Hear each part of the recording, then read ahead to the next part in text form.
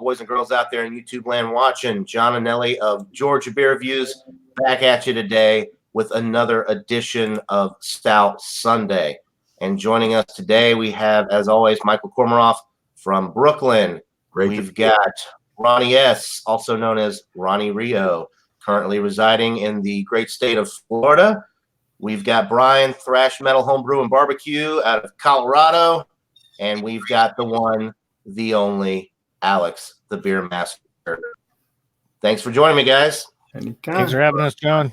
Thank you, right. So we will start. We'll go to my right. So, Michael Kormaroff, what are you drinking?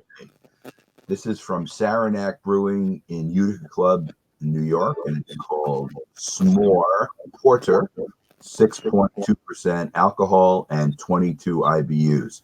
Utica Club is actually the parent brewer of this. That was the original beer that was brewed in Utica, New York, and this is their craft vision. But they've been making it for a long time. Might be 20 or 25 years they've been brewing Saranac. So, an older company, and they got into craft beer probably in the late 1900s. I don't know exactly when Saranac. They started brewing Saranac. On the top, right. Fourth generation family brewer, so it's not as old as Yingling, but it's an old brewer. All right. I see Ronnie's already got his pour. What are you drinking today, Ronnie? I got a good old stout. It's called Old Rasputin, Russian Imperial Stout. It's out of the North Coast Brewing Company. And there's a nice picture of the bottle. It's got a picture of Old Rasputin there. Rasputin, as we know, was kind of a conspirator. He's got a lot of conspiracy theories surrounding him around the Russian court of the Tsar Alexander, the last Tsar of Russia before they were taken over by the communists. So it sounded like a cool one. It's 9% ABV. I'm looking forward to trying it. Yeah, I believe, are the IBUs listed on there? I believe it's like 85 IBUs, if I'm not mistaken. No, I don't think they're listed. So it sounds pretty bitter if it's 85. Yeah, typically your Russian Imperial Stouts are pretty bitter. Okay. It's out of Fort Bragg, California, which I thought there was a Fort Bragg in, like, Georgia. North Carolina. Okay. Yeah, I guess there's another one in California. But no, I don't see the IBUs listed here. Okay. All righty. Interested to hear what you think about that one. I've had that one many times over the years. It's a classic. All right. So, Brian, what are you drinking today? Today we're doing the Shake Chocolate Porter out of Boulder Beer Company out of Boulder, Colorado. And this is the oldest brewery in Colorado. So, there you go. This is 5.9% ABV. With 39 IBUs, and there is no born-on dating or any dating on here whatsoever. Okay. I've had that one many times as well. They recently actually they changed the label recently. I like the new label design. Yeah, it's pretty cool. Pretty cool. So mine says it's a certified corporation. You ever hear that? See over here. See that? You know how it says like certified craft sometimes? This one says certified corporation, which is kind of strange. It has I've never seen that either. What's that they're saying like screw craft. We're certified corporation over here. All right, so let's see. Alex, what are you drinking? I am drinking the Love Stout, and the ABV is 5.5 by volume, and it's actually, this is from Philadelphia, Pennsylvania, Yards Brewing. All right. You're gonna love it, Alex. Oh, I've already drank a couple. They're good. Yes. And I am drinking the Gourd Vibrations, 7.8% alcohol. It is a chocolate pumpkin porter, clocking in at 7.8% alcohol out of good old state of Georgia. We've got Roswell, Georgia. So never had a beer from this company before, so I'm excited to try this one.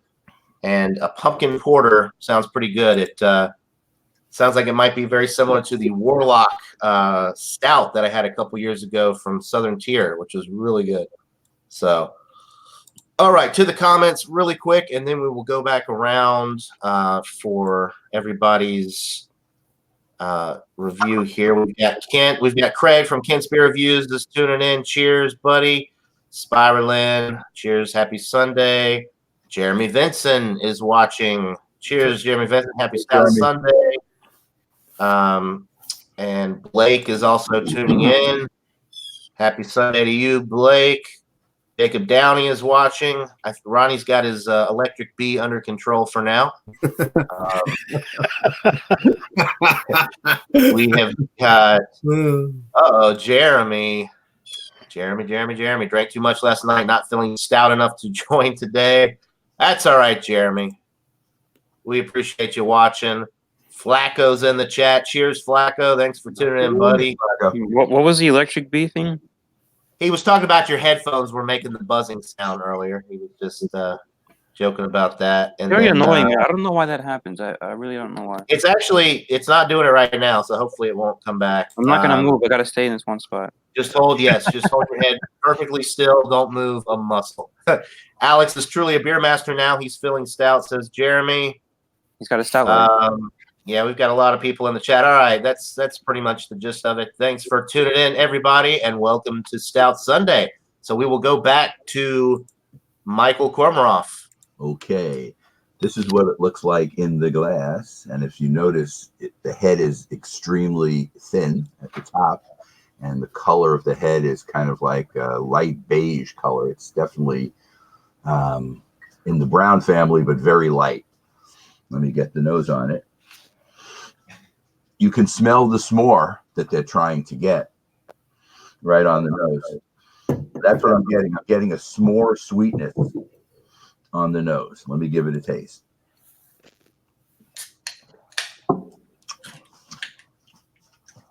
You're getting s'mores on the taste as well. Very light bodied though, but it's not watery. It does have some body, and the taste is really nice. Goes down pretty easy. It's has like a refreshing taste. I like it. I'll get back to you with a number later. All right. Michael, have you ever tried that before? No, I've had other beers from Saranac. This is the first time. I've never seen this one before. All right, so we will come back around. Sounds like a good beer. Meanwhile, we will go back to Florida. Ronnie Rio. All right, how do I sound? You sound fine. Yeah, you sound good. All right, cool. So I'll give it the old sniff. Picking up some caramel in this one. Yeah, caramel.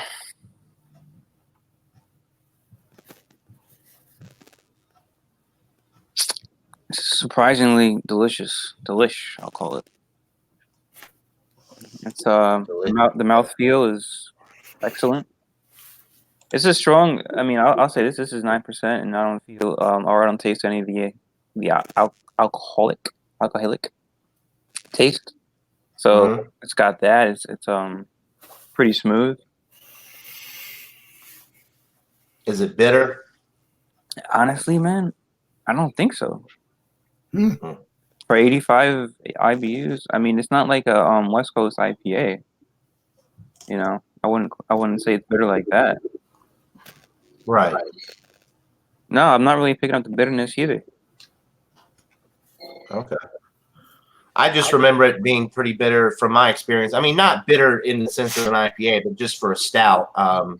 Because I've had that one, and then I've also had the bourbon barrel aged one, which is basically the same beer, just aged in the bourbon barrels, and it completely. I don't drink many stouts, so I don't have much of a comparison, I guess. Yeah. I mean, I'll compare it to an IPA, and I don't think it tastes bitter like a West Coast stout, but I'd have to try more and more stouts. I mean, this is the first one I've had in months, so. Okay. All right. Well, we'll let you keep sipping on it. We'll come back around here shortly. We better hurry up and get to Brian before he finishes his. Oh, yeah. That's a porter. That's actually pretty good. So, taking some notes on here. The beer color is black.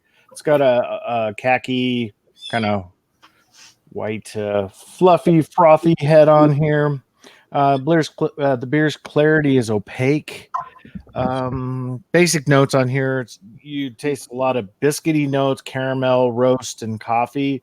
For a porter, it's pretty strong. So this could be considered almost a stout. I mean, it's right in that range. The notes on this thing, on the taste, you get the chocolate up front from the name. So, yep, they did a really good job on bringing the chocolate up front on this guy. Is awesome. Coffee is right there. You got that robust assertiveness, and the beer's finish is a bit bitter, which is fine for this style, and it's a lingering bitterness for it as well. The beer's mouthfeel is creamy. Carbonation level is round. It's not overwhelming, as you can see. It's maintaining some sort of a head on there. It doesn't have any legs whatsoever. It just drops straight down. And the beer's body is a robust body. It's not quite balanced. You got a lot of that bitterness in there, but the chocolate is there. So the body is semi-balanced. So this is a good beer. All right. Cheers. Cheers. Yeah. Cheers.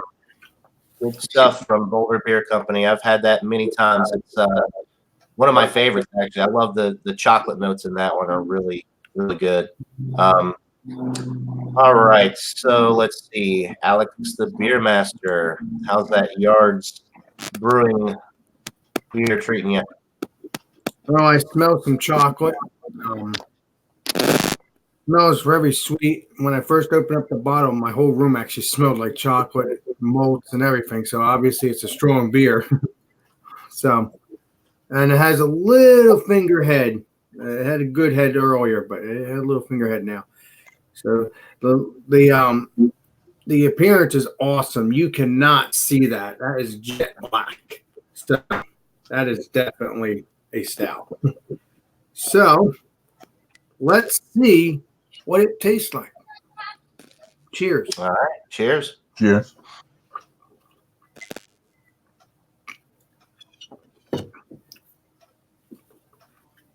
I can taste chocolate. I taste a lot of sweetness, a little bit of bitterness, but not completely. And that's what I like. I like sweet. So sometimes when these things warm up, I taste what's this thing called? Like smokiness. I've had this before a couple times, and it tastes like a smokiness to me. But this time it hasn't yet.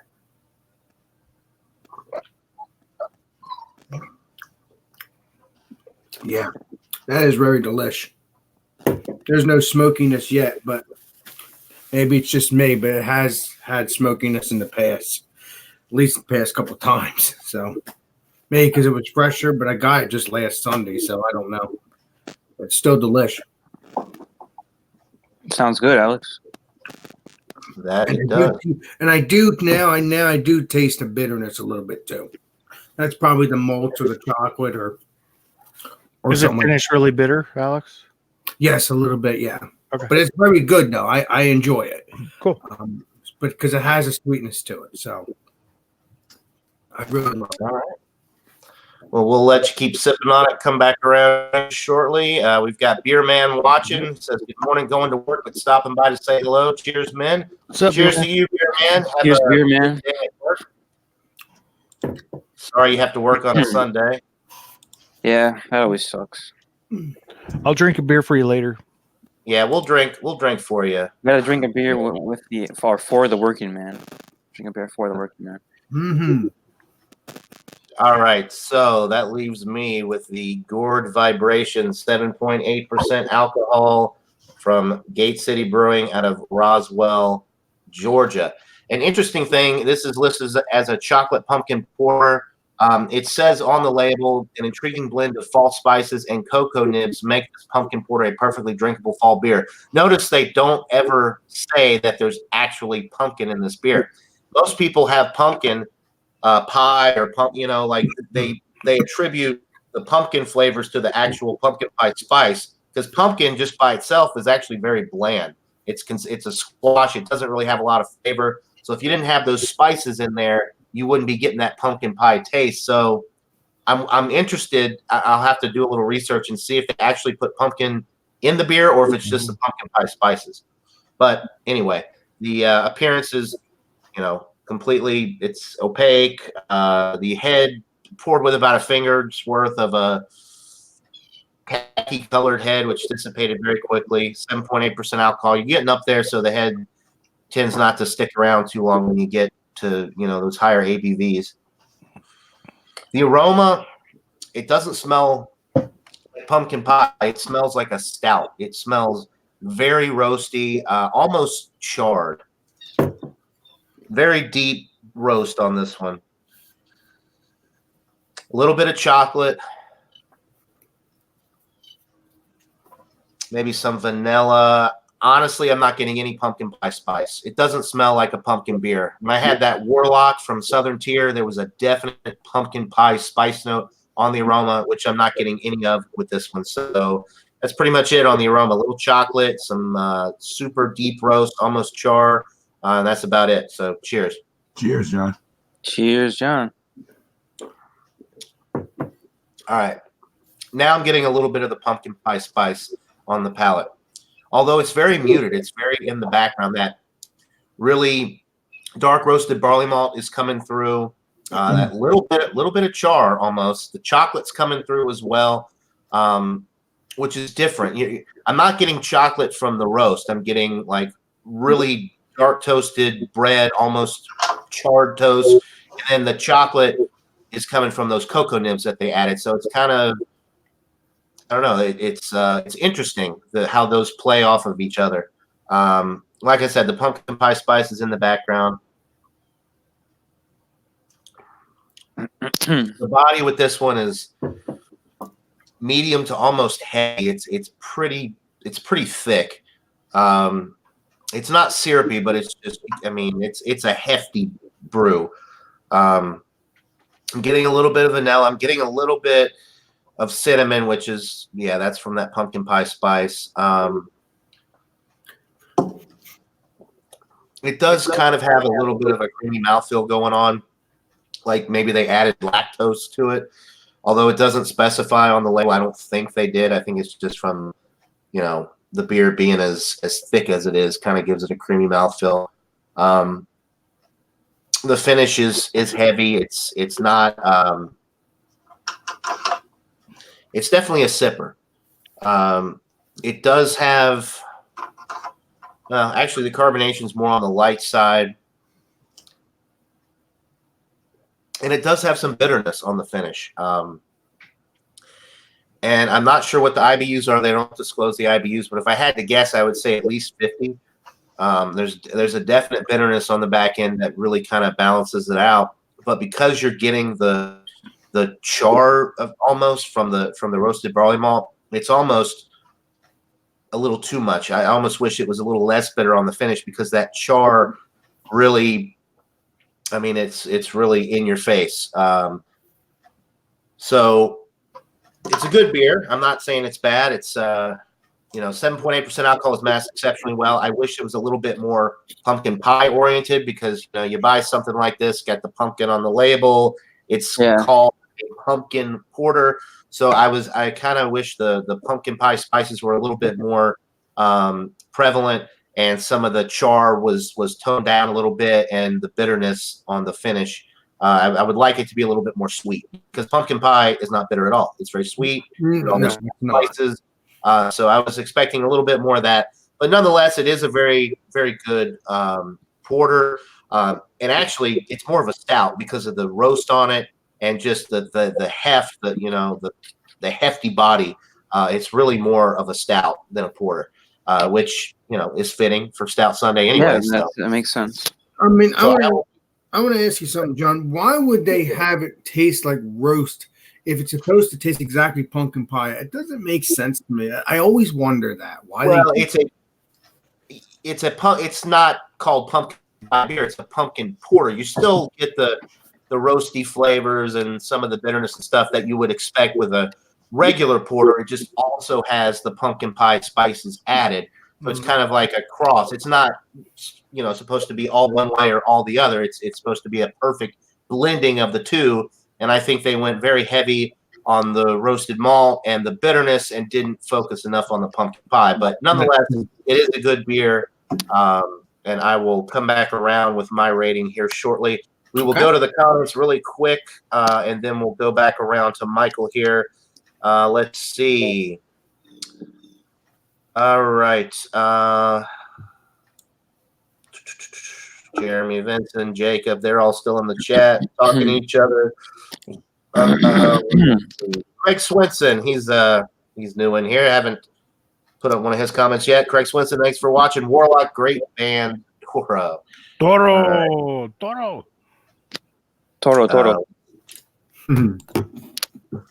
If Jeremy says he's gonna eat pumpkin pie, it might as well be in his beer.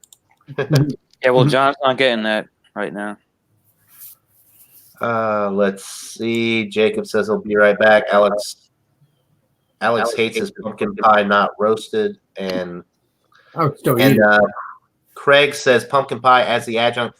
Honestly, Craig, I don't think they put pumpkin in this. I think they just use the pumpkin pie spices. So I guess cinnamon, nutmeg, maybe allspice. I'm not really sure exactly, but it does have that pumpkin pie spice note to it. But it's like I said, Craig, it's really kind of in the background, which is a little bit disappointing. I was expecting it to be more like pumpkin pie. All right, so back to Michael Kormaroff. Okay, as I sip on this, I didn't mention before, the carbonation is really nice also, and the carbonation brings the beer around. I'm going to give it a 93, which to me is a solid A. The s'more, both in the nose and in the taste, which is what it says on the label, and the fact that it delivers that. It is light-bodied, but it's a porter, so you don't expect it to necessarily be as heavy as a stout. And the 6.2% is actually masked. You might think this is even lower, like a session beer, but it's really good, and I would definitely buy it again. All right, awesome, 93 out of 100, good stuff. So okay, there's Ronnie. You ready to give that thing a rating, Ronnie? Yeah, I'm ready. Let me just give it one more sip. Cheers, guys. Cheers. Cheers.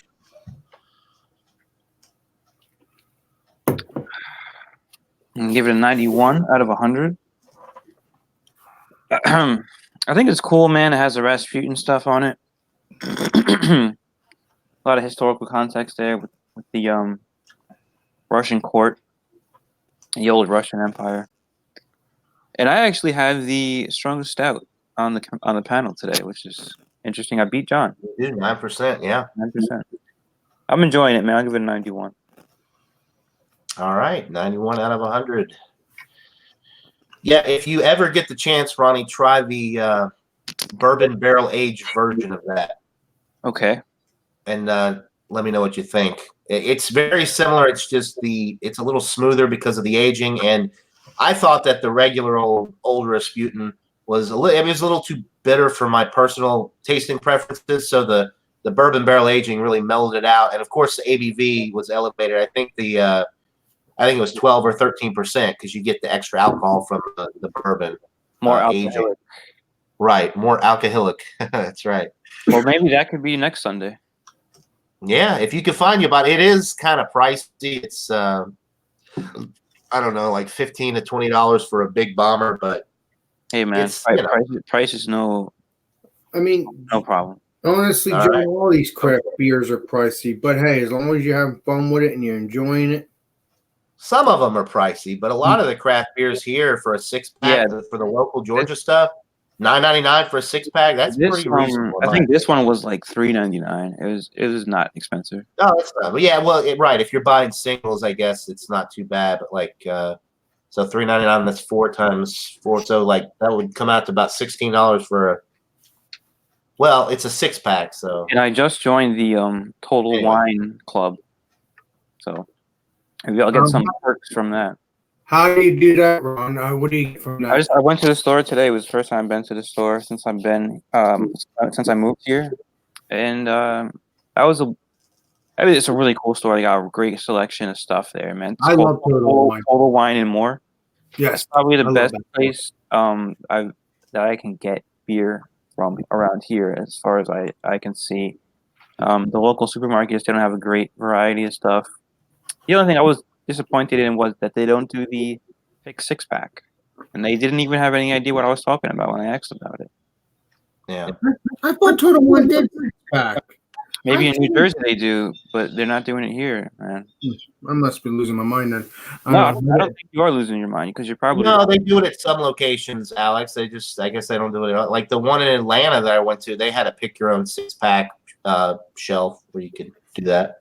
Now, if I join this club, what would happen, Ron? Would I get? I don't know. I haven't looked into it yet. He gave me like a pamphlet, and I gave him my email. I mean, it's just like any other store you go to, but we'll see what happens. It sounds like a cool store, a cool beer place to get beer.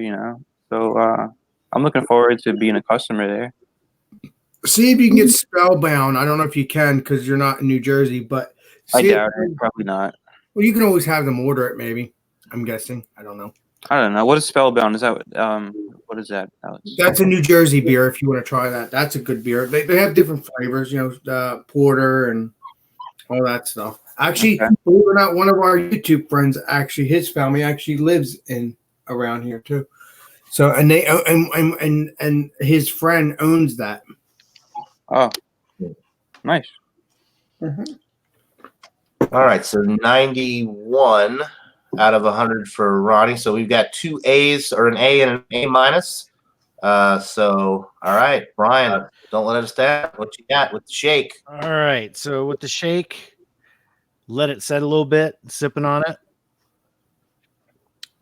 Taste, the roast evolves more than the chocolate in it as it gets warmer. But since it's not completely balanced out, it kind of got hit on the score wise. So it's still a high A. I'm giving this guy 96 out of 100. It's a really good beer. I would recommend it. But yeah, if you're looking for a good bitterness in a porter, oh my God, it's great. And then the dark chocolate, it's kind of like that semi-sweet dark chocolate. It's not sweet at all. It's just semi-sweet. So yeah, if you're into that, this would be a really good one. Drive up your alley with this one. And then the Old Rasputin is old as the first name. Old Rasputin. Yeah. Is it his first name? That's a real person. Yeah, Rasputin's a real person. I guess old. They just call him old because he's from like over 100 years ago, man. Yeah, I know. Trying to crack a joke. That didn't quite work right.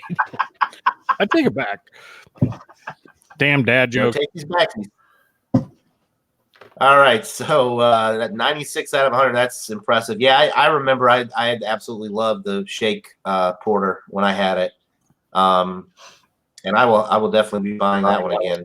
Can I get that around here too, John, or that's only around the state? Well, it's out of Colorado. I get it here in Georgia, so chances are you might be able to find it, Alex. They have pretty good distribution. That would be nice because then that'll be one beer that Brian might not have to send. That's thank God for that. Maybe we'll have to say. Thank God for my pocketbook. Yeah. Brian, you're off the hook. You don't have to send them the shake chocolate porter. Right. It's like sending All out right, ice so cream. Alex, yeah. Well, how's that beer? I think I would give this. I like this beer. It's not going to be in the 100 range, but it's going to be close. I think a 96 will be good. I think it's good. Is it most excellent? Would you call it, Alex? Yeah, almost most excellent in my opinion. Most excellent. Would it change when I do my actual review on my channel? I don't know. We'll see what happens. Tune in, folks, to find out. Alex the beer. Talk about a cheap plug there, Alex. But it's very good. I mean, actually, you can smell like raisin too. Actually, because I as usual, these kind of stouts or whatever, when they warm up, you could smell the raisin too, even though I don't think it's made out of raisins. I don't know if You mentioned that in the past, Alex, in past Stout Sundays about the raisin. Yeah, I mean, I don't know if you agree with me on that one, John. I mean, I'm pretty sure everybody on this panel has probably smelled raisin as it got warm. Raisins, maybe. For stouts, not so much. For the now, I do get raisin with like Belgian quadruple ales and stuff like that. Yeah. Not so much with stouts, but there are some stouts that I've had that are like bourbon barrel aged that I've noticed that you get like a little bit of a berry note from the bourbon barrel aged stout. And I think Michael, we've talked about this before. It's kind of strange. Barrel aged, though. I don't think, John. I don't. No. That one's not. I'm just saying. For the most part, I don't get raisin from a standard stout, but every once in a while, I'll get a really good bourbon barrel aged imperial stout that has some fruity notes to it. So that's about as close as I get to raisin when it comes to stouts. But like I said, the Belgian quads and your Belgian ales in particular, those have a lot of the raisin, the plum, the fig, the dates, that type of thing. At least in my personal experience. But I don't know, John. I mean, it smells good either way. So I love it either way. Everybody has their own individual way of the nose and so. Right. Everybody's their own person, and everybody has different tastes and preferences. And different right or wrong, it's still awesome, no matter what. Just like you are, Alex. Thank you, bud. Cheers, man. Cheers. So Jeremy says You gave it 110%. That's pretty good. Well, I think Alex's palate got blown away last night because he rated one of my homebrews and gave that baby 100. Mm-hmm. Yeah, okay. I already told. And Alex doesn't usually give out hundreds. So that's a good homebrew. Man. Well, I already because I was drinking it. It just got. I believe this, in my own opinion, that Brian does brew with real lemon because that's just it. Just tastes so fresh, even though it's 2 weeks old. Oh, the you mean lime? You talking about the lime Hefeweizen that he sent you? Yeah, lime, not lemon. Yeah, lime. Thank you. Lime. What's really the difference? It just tastes. He's getting that citrus. He's getting the citrus. And I told Brian on my video, I'm looking forward to hoping you send me more of that because that is one of the best. That is one of the best. I'm sorry, but they're both good. All of them are good. It's just I'm jealous. I want to try one of Brian's beers. Thank you, Alex.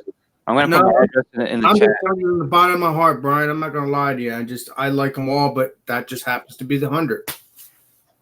So I don't know.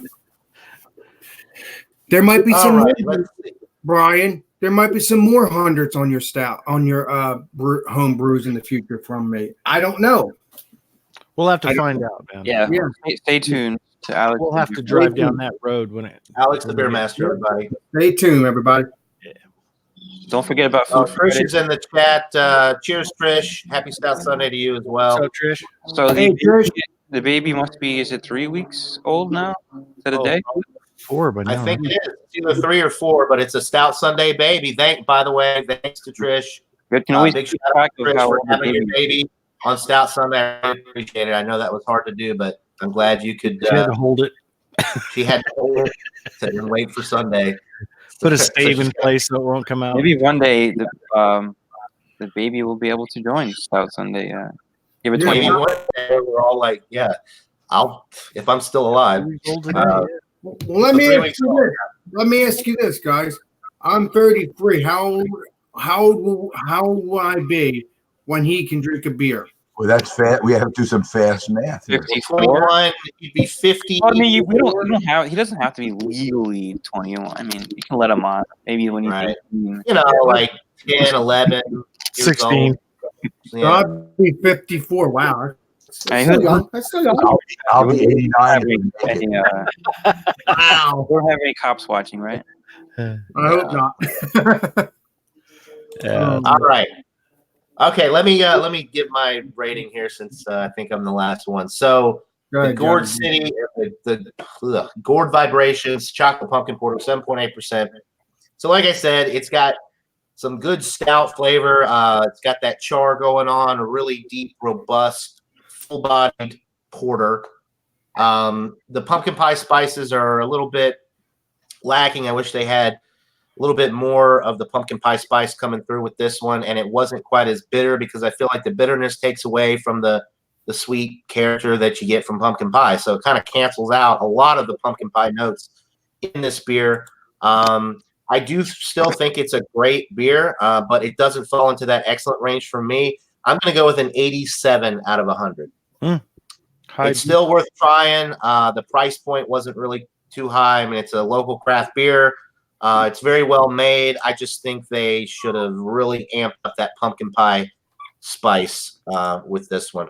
I agree, John, because again, the name says it all. I know it doesn't say pumpkin pie, but it's still based off of it, and it should have that pumpkin pie taste. I want to go back on my point about the bitterness. This is a bitter beer. I agree with you, John. I wasn't getting it before for whatever reason, but yeah, it's a bitter stout. Right. Well, it's and stouts are different. You don't necessarily think of stouts like if you're thinking IPA bitterness, it's not going to be that, but it's bitter in the sense. And that's what I was thinking. Right. Kind of like I mean, there's no coffee in that one, but like when I think of bitterness from coffee, that's more along the lines of like the bitterness that you get from a stout.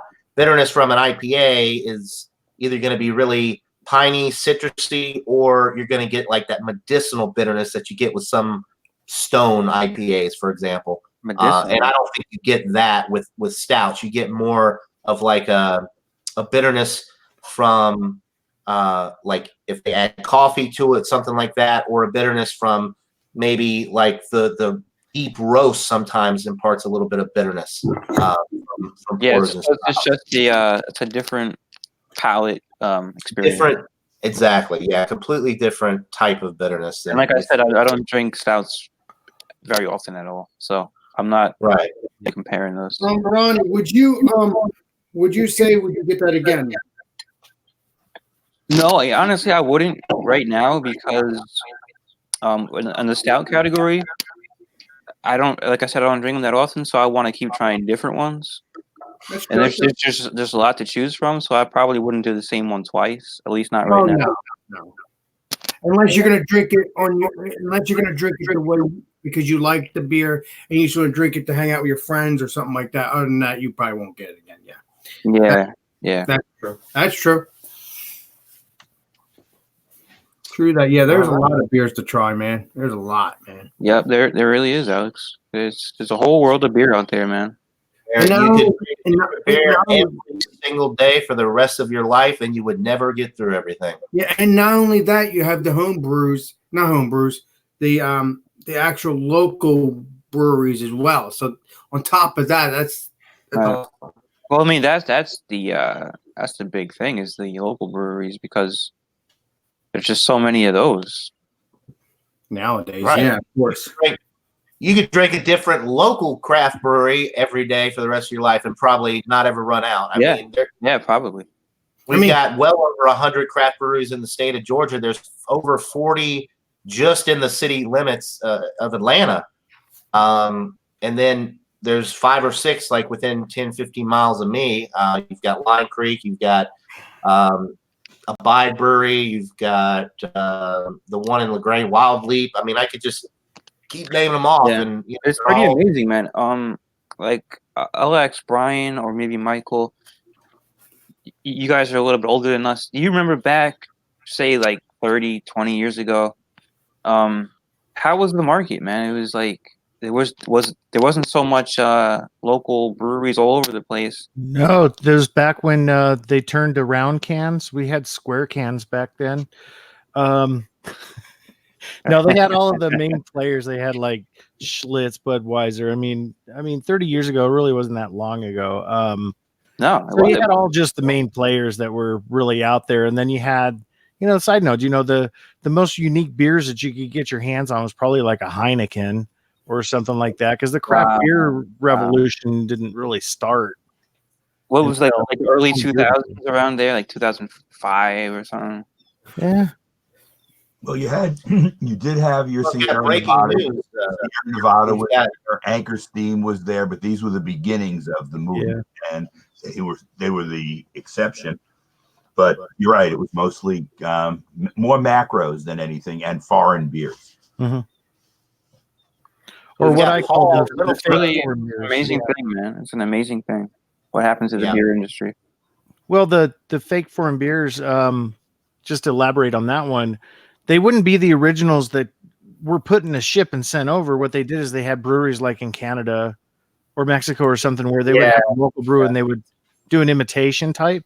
But it Right. wasn't the same thing because after I got back from Germany, a Hopbrau drank here in the United States was not even close to what was Oh, over there. really? Really? Totally different. Yeah. I know And that Brian- that's what Corona does. Where Corona is supposed to be from Mexico, but they have breweries in like Texas, Yeah. and it's not really technically from a foreign country.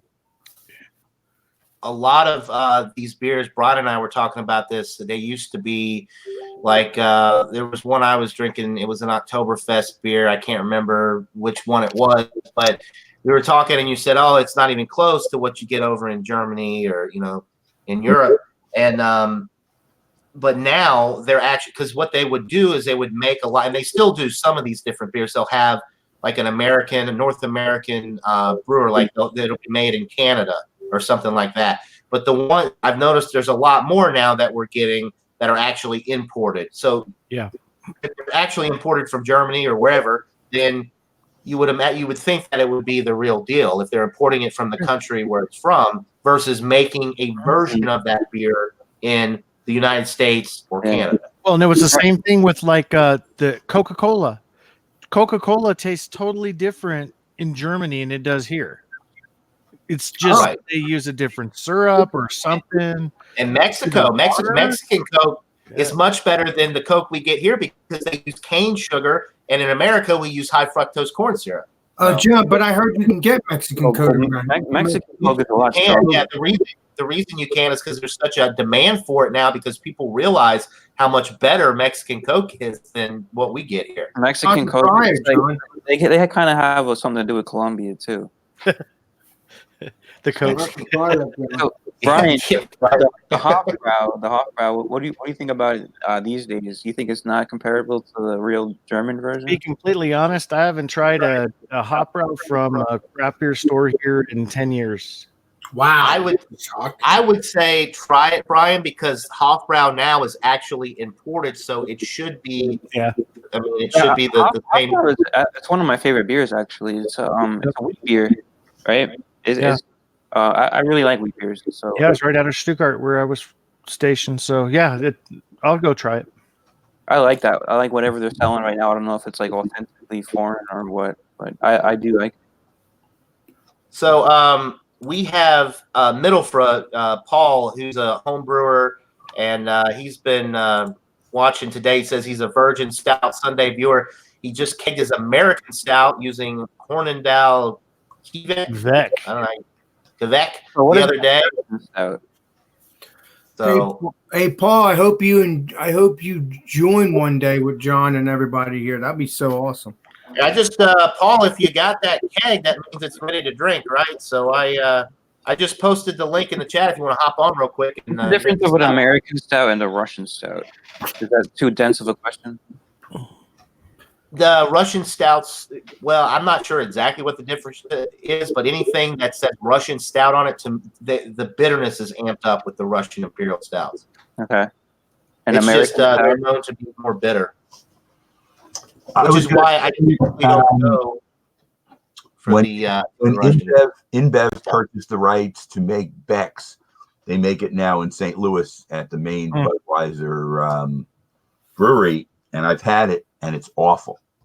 I mean, it's really bad. It's bad. I mean, if you've had the original Beck's from Germany, and it's been a long time. You can try American one. It's not good. What stout you got there, buddy? Oh, I don't have a stout this morning. Actually, I do, but I didn't. I'm brewing right now. Let me see past me or whatever. I'm doing my Oktoberfest. Sorry, I didn't get in on this. I was awake before y'all started though, so I did good in that part. Anyway, I'm gonna get back to my brewing. I just figured I'd say hey, and you want to tease me about something? I'll let you tease me. Check it out. Oh, I can't see what you're saying. What is he White doing Claw, this yeah. morning? The White Claw hard White What are seltzer. you doing today? What's the flavor on that White Claw?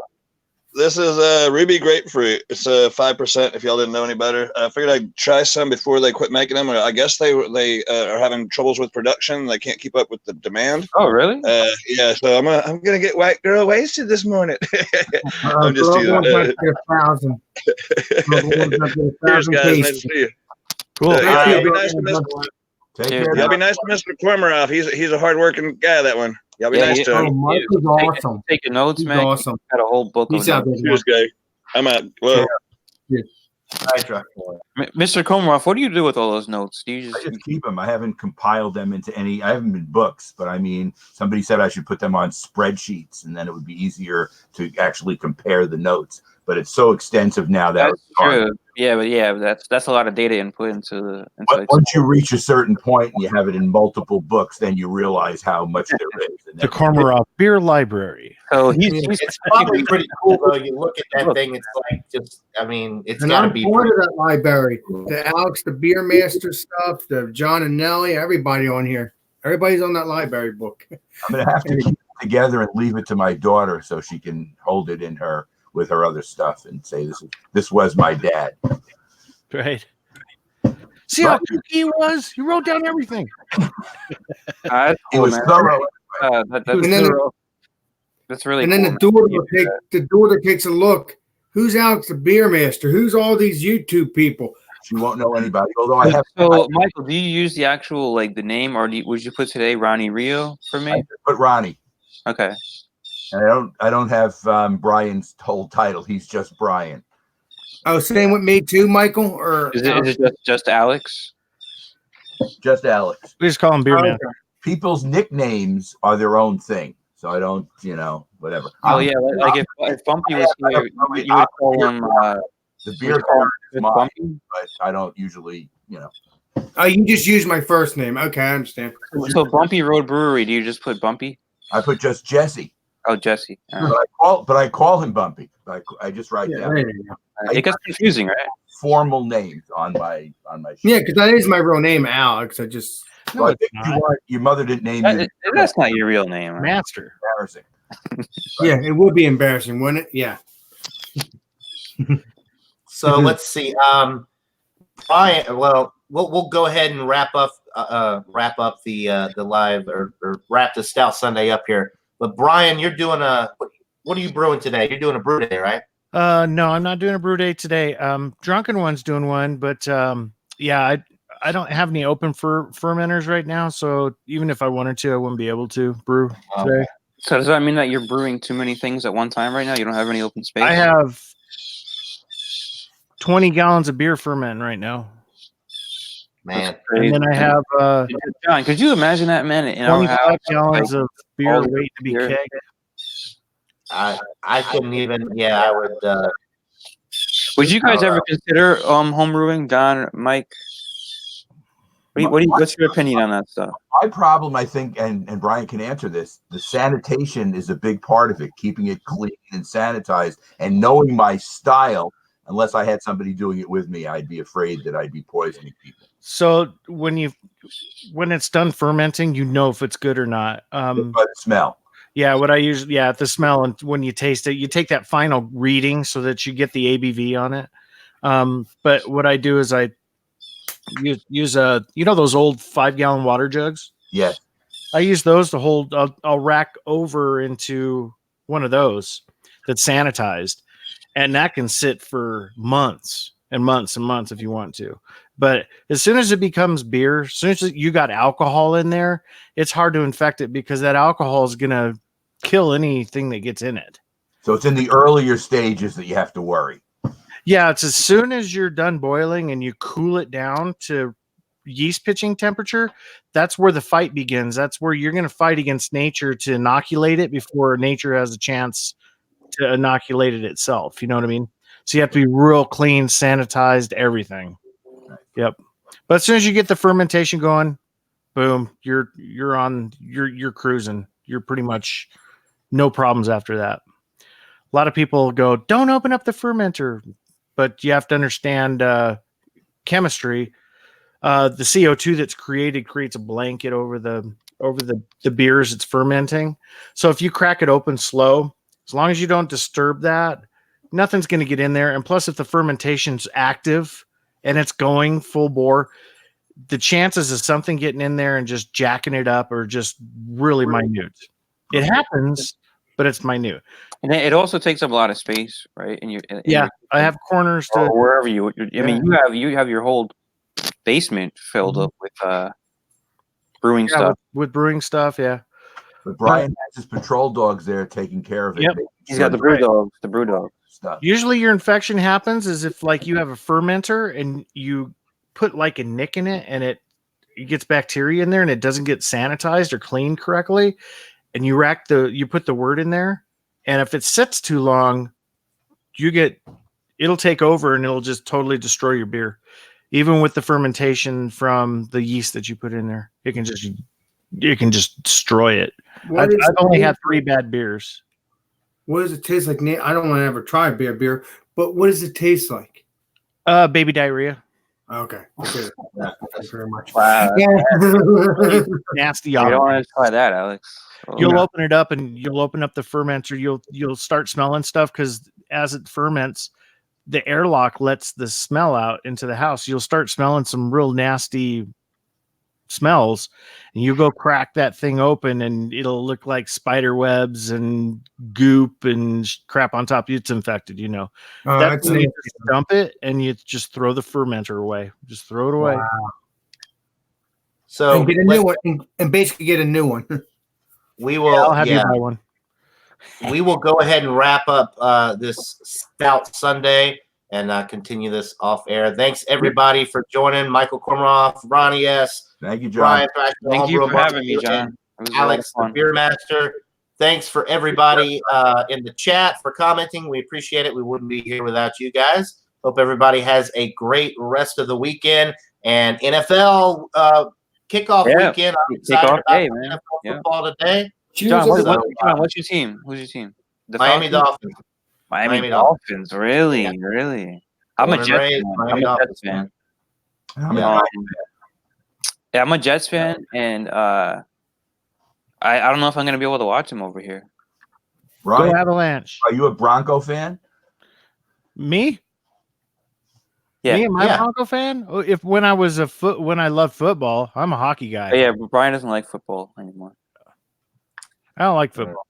Okay. There's too many. All right. So go everybody. See, Jeremy says go Chiefs. Yeah, I like the Chiefs. I got the Chiefs, man. My favorite football quarterback this year. So yeah, go. It's an exciting time of year, man. I like it. It is exciting. Football season. Very exciting. You got baseball playoffs coming up soon. You got football kicking off. You got hockey about to start. It's an exciting time of the year. NBA, if anybody's into that, basketball starts up soon. All right. So cool. So cool. Everybody have a great rest of the weekend and cheers. Cheers, everybody. Cheers. Cheers. I'm out.